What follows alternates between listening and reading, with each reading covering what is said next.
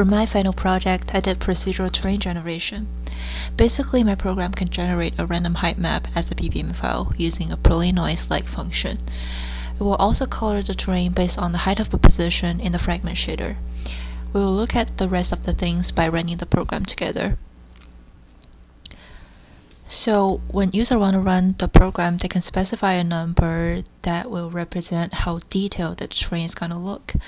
And we will see how this number is used later in the code.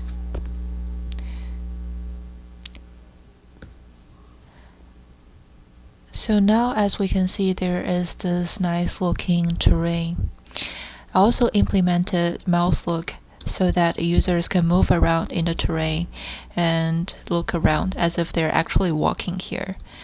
We can see that there are different colors representing different areas of the terrain. So the green area represents mountains, and we can see the lighter the green gets, the higher the mountain is. And there is also some white color on top of the mountain that looks like snow. And there is also some sand area and some water over there. The users can also press the O key to increase how detailed that the terrain is gonna look. If we keep pressing the O key, the terrain will look more detailed. But the maximum number that I set in my code is only 9. So after the number exceeds 9, it will go back to 3. But as we can see, the higher the number gets, the more detailed the terrain is gonna look. And now let's look at the code together.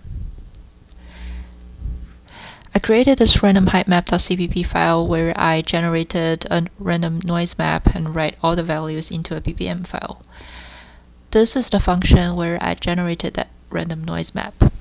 What this does is basically it will traverse every position inside an image, and then within each of these loops, it will take 2 sample places and then do some linear interpolation so that the transitions will look more smooth.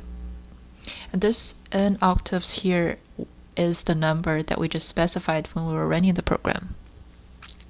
The reason that we do these is that if we just generate random numbers for the noise map, it's going to look something like this, which does not look very nice.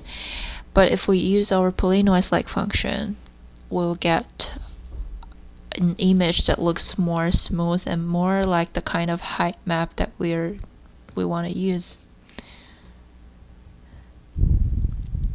And inside my SDL graphics program.cpp file, I am calling this generate random noise map function to generate this terrain.ppm file.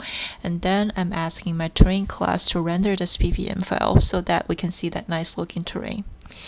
This is basically all of my project, and I hope you like it. Thank you.